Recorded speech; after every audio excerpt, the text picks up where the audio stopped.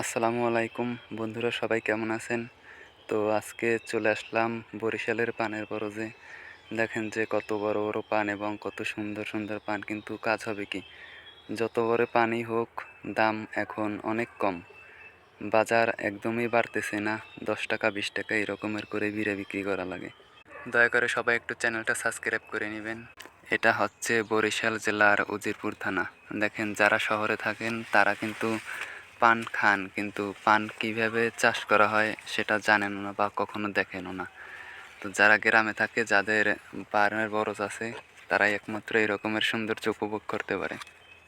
আসলে পানের বরজে প্রচুর কাজ থাকে, তো সময় মতো কাজ করতে না পারলে দেখা গেছে যে পানের বরজ আস্তে আস্তে ছোট পান ফোটে, তারপর লতা মরে যায়। এরকমের সমস্যায় আমাদের প্রতিনিয়তই ভুগতে হয়। আমি আসছি লতাগুলোরে বেঁধে দেওয়ার জন্য।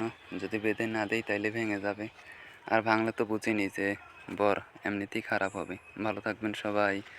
আল্লাহ হাফেজ।